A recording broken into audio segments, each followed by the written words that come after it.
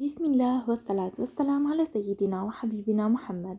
سلام سلام الأغلى وأجمل متتبعات على قلبي، إن شاء الله تكونوا بألف صحة وعافية وانتم قاعدين تشاهدوا معايا في هذا الفيديو تاعنا اليوم اللي جيت نطلع لكم بيه ونشارك معاكم وصفة خفيفة سهلة وبنينة وراح تحمر لكم وجهكم في عيد الفطر، اللي هي حلوة المشقاق. واللي نحتاجو فيها 200 غرام من اللوز اللي يكون مرحي كيما اللوز اللي نديرو به طمينة اللوز، 60 جرام من السكر الناعم، 5 جرامات من الخميرة الكيميائية، 20 جرام من الفارينة، بياض البيض وملون أحمر.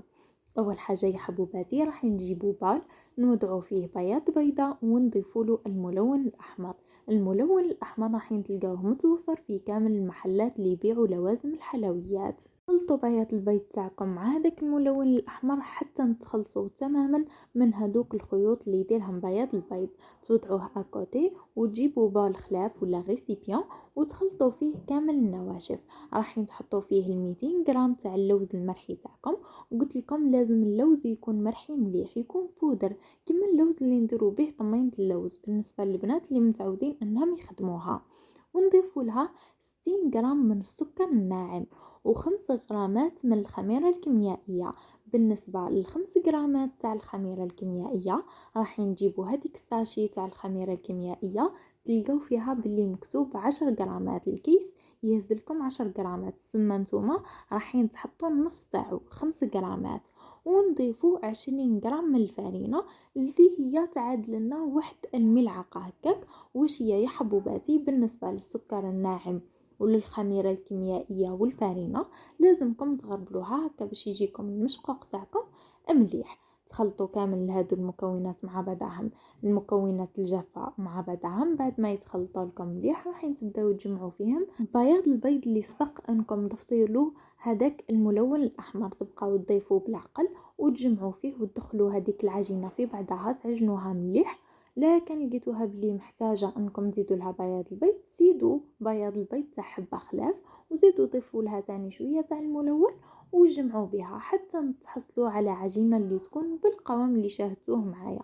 كيما تحصلوا على عجينه اللي تكون لكم طريه اعرفوا بلي سيبون راكم وصلتوا للقوام اللي مليح. تبداو تشكلوا فيها كريات. وزن كل كريه انا لهنا درتو 30 غرام، وانتم على حساب الحجم اللي راكم حابين تقدروا تصغروا كما تقدروا تكبروها، لكن انا يا هادو الحبات تاع 30 غرام جاوني ما شاء الله جاوني ملاح.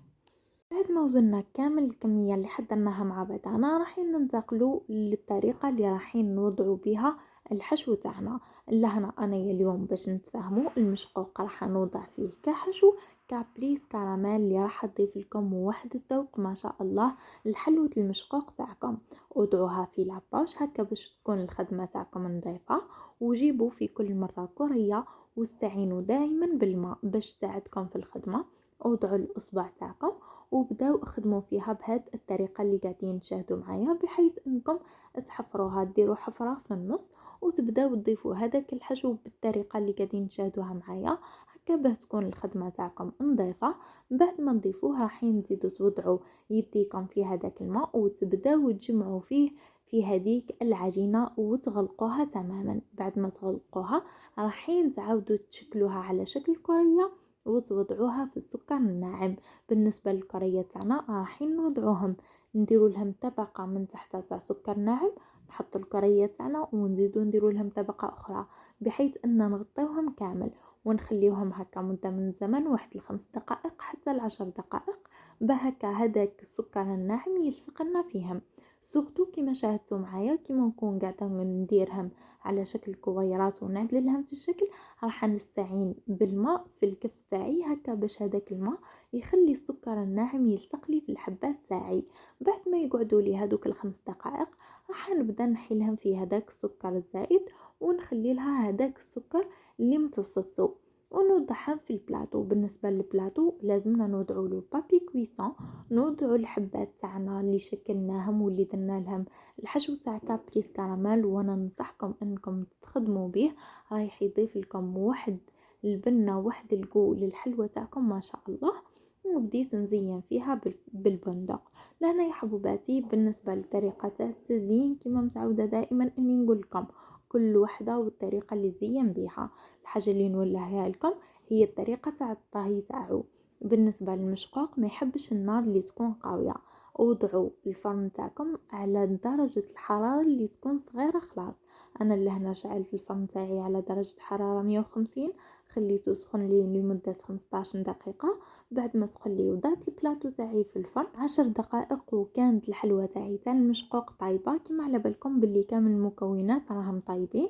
يبقى لنا بك هذاك البياض تاع البيض يطيب لنا شوية، وجاتني واحد الحلوى ما شاء الله، ومن داخل تتعلق بهذيك الكابريس كراميل. وان شاء الله نكون شاهدكم في الجنة. بالنسبة اللي تحب تتواصل معايا على صفحتي في الفيسبوك ولا صفحتي في الانستغرام، راح نخلي لكم الروابط تاعهم في تعليق مثبت. وهكا ما بقى لي غير نقولكم مع السلامة.